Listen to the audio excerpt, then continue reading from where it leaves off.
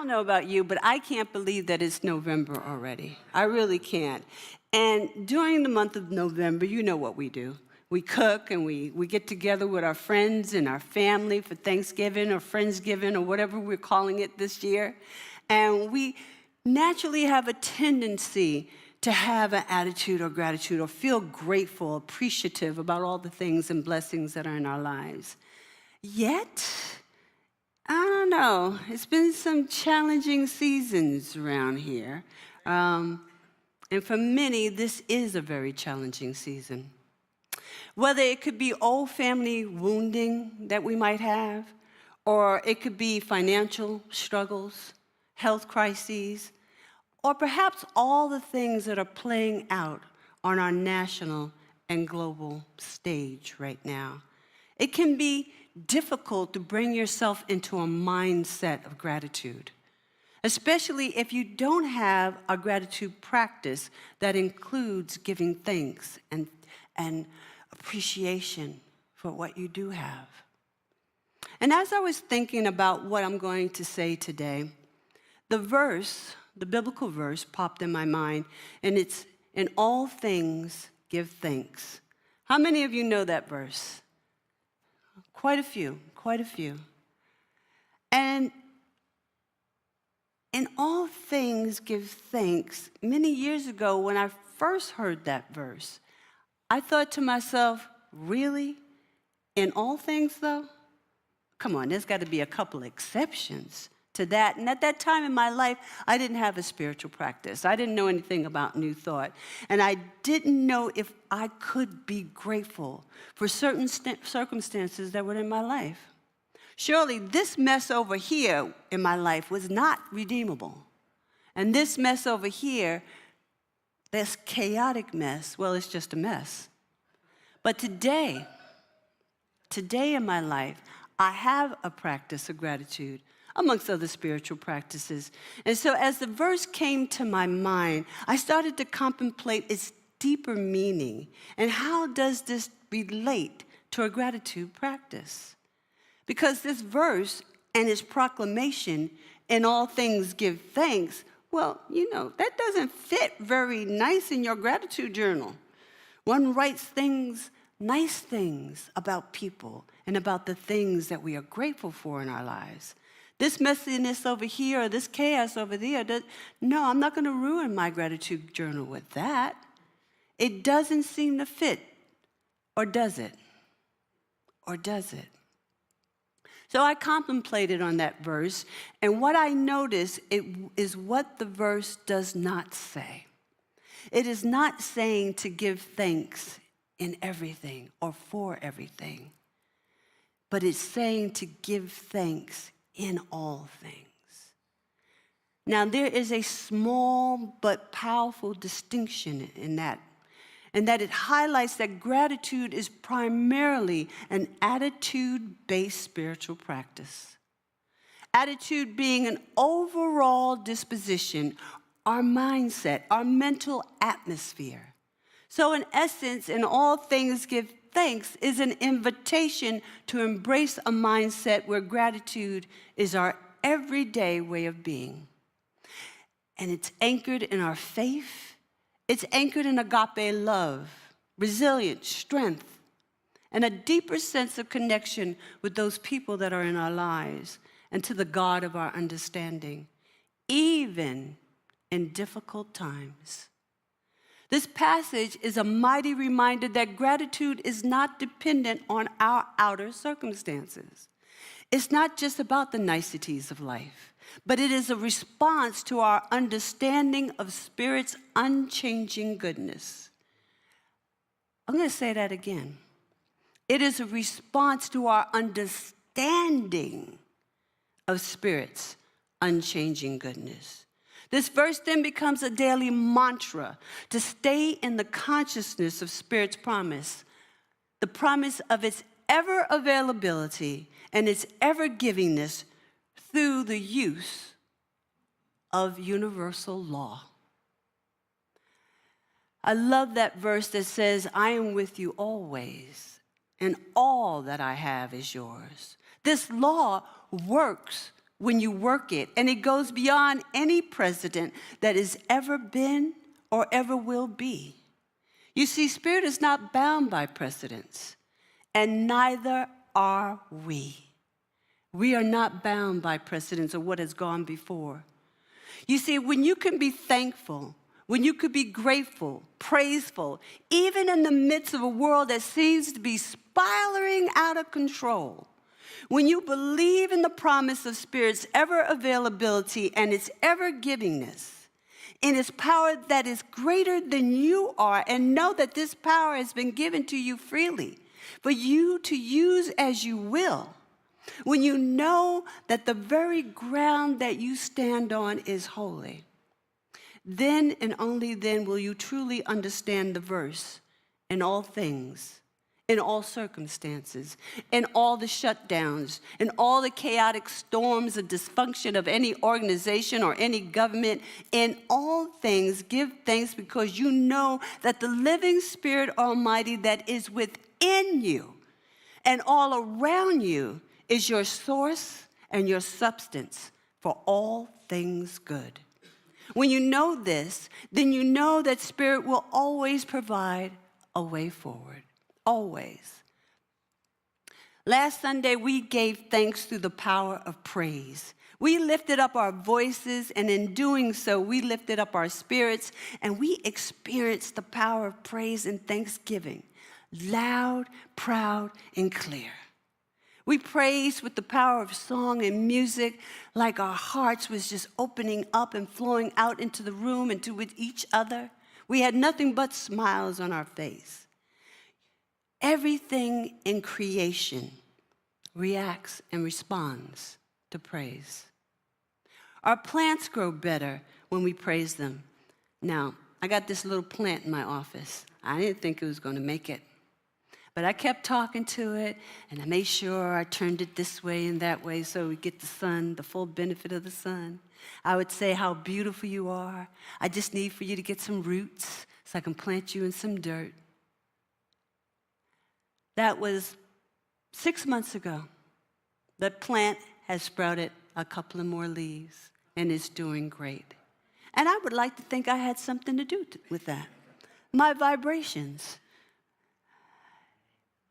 Our children need praise. Our animals need praise. We need praise. We need to praise ourselves. We need to know how important it is to buoy ourselves up, to get up in the morning and get in that mirror and go, hey, how you doing? We got this, don't we? And then you got that egoic self on the other side talking about, I don't know. That looks like a heavy schedule. You know what they said last week? I don't know. You should go out there. Don't go out there, girl. Stay home. But we need to praise ourselves and ignore that. And we can move from weakness to strength. We can move from the ignorance and our egoic selves telling us we can't to knowledge and wisdom. And from a mentality of lack to one of abundance. Now, granted, I know as we move through this thing called life, we all know that we must interact with other people, and that's usually where we kind of get in some kind of trouble. And at times, we might find ourselves slipping from an attitude of gratitude to an attitude of irritation, aggravation. Okay, just downright pissosity. Just downright pissosity. Let's get clear. That is when we get to practice what we say we believe. This is where we get to examine just how grounded we are in spirit, in our practices. The quicker we catch ourselves, and we do. And it doesn't mean we won't slip, but our spiritual practices come with what I like to say, it's a kit, and it's got guardrails. So when we do slip, we catch ourselves, and it keeps us from falling all the way down or staying down.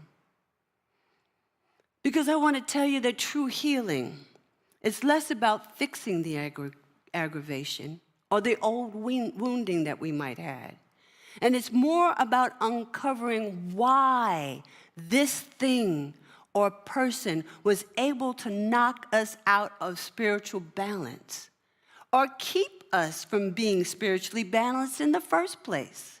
And what I mean by keeping us from being spiritually balanced in the first place, as we start to practice, we begin to look at our stories that we tell ourselves about ourselves. And what we see may frighten us because those stories we've been telling so long, we're kind of invested in them. But what we realize is that they don't serve our highest good. They don't. We become frightened because who will we be without our stories? Who will we be? But I'm here to tell you that when you're brave enough, and okay, you don't even have to be brave enough, but when you're willing enough to make the change for the better, Spirit will give you a new story. Spirit will give you new opportunities that become life-affirming stories. You see, our purpose in practicing an attitude of gratitude is to embody and express Spirit in all of its divine attributes, all of its love, all of its power, all of its abundance, all of its peace and joy, all of it as fully as possible. And this practice of gratitude helps us get there. When we experience gratitude and joy, it releases spiritual, mental, and physical energy that cannot be accessed when we are in negative states of mind or when we have false belief patterns. You know, when people feel appreciated, they start to beam. You see a light of love coming from them because somebody recognized them. And from a spiritual perspective, we know that what we mentally send out into the world, what we are vibrating at, returns back to us. All thoughts, feelings, emotions are vibrational. Gratitude has a vibrational frequency of 540 hertz. The highest frequency is enlightenment, and that's around 700 hertz. Anger, on the other hand, is 150. Fear is 100. So where do you want to be vibrating at? All emotions are vibrational. And the law of attraction tells us that when we focus our attention on something, this leads to expansion. When we focus on gratitude and appreciation, we grow the things of our intention, and we cultivate an attitude of gratitude as a daily way of life. Not just a one-off, not just being appreciative because somebody let you in front of them, not just being appreciative because someone said something nice to you. Every single day, cultivating an attitude of gratitude. This philosophy, this science of mind philosophy asks you to look at what you believe to be true for and about yourself. It asks you to look at your actions and behavior and to reconcile whether your outward actions are in congruence with what you say you believe. This philosophy encourages us to go deeper and come into alignment with our inner beliefs and our outward expressions. It requires sincere reflection, asking whether our daily choices and interactions truly mirror an attitude of gratitude, an attitude of faith in this power that we say is greater than we are, and have faith that we can and should use it. When our inner beliefs and our inner behavior are in alignment with our principles, then these things are not just spoken, but they are lived. Everyone will see and feel your vibrational output of gratitude. Everyone will see that you live an attitude of gratitude. It won't be something you just say. Oh, I am so grateful. Your entire being will shine with the Spirit of God that is within you out into the world. Now, I've come across that some people feel guilty about their blessings, especially since so many around us are struggling to meet their basic needs. Please don't do that. Don't do that to yourselves. It's important to remember that when we are at our best, when we are filled up to overflowing, that's when we can best support others, when we first take care of ourselves. You cannot give from an empty cup. So stop trying to turn it over and pour it out. There's nothing there if it's empty. Fill your cup up with gratitude, with love, with joy, with all the attributes of the divine, with your spiritual practices. Fill it up to overflowing. That's when it is unquenchable. You become the light of the living spirit made manifest here and now, because you're already that. You're already that. If you don't know how you can be of service, being guilty, feeling guilty is not it. Come see me afterwards. I know a place. I know a place where you can give your time, talents, and treasure. I know a place. I want to stress that what we focus on tends to grow in our lives. CJ was teasing me a little earlier about my metabolism when I told him, I don't know, probably a year or two ago, I can't tell him anything. He's got a great memory. I told him I could eat anything, and it doesn't affect me. My metabolism is still high. Well, lately, that's not necessarily true. And I had to go shopping for some pants. I'm just saying. I mean, it fluctuates. But then he brought it up. I remember when you said, yeah. I'm like, really? You remember that of all things? What else did you remember? I love you, CJ. You know I do. But we've got to remember, not just our body grows. We got to have an attitude of gratitude so everything in our life expands. And we exercise to keep this from expanding. All right. Maintaining an attitude of gratitude opens us up for more opportunities to feel thankful. That is how universal law works. Because if we profess that we are the dwelling place of the divine I am, if we aspire to be an instrument of its love, peace, of service, then that means we are to walk a path of radical self-love and compassion for ourselves and for others. Remember, when you start doing our spiritual work in earnest, what is not in alignment with spiritual principles will come up to the surface. Don't look at them as obstacles, but an invitation for us to observe them, reflect, and ultimately release what no longer serves us.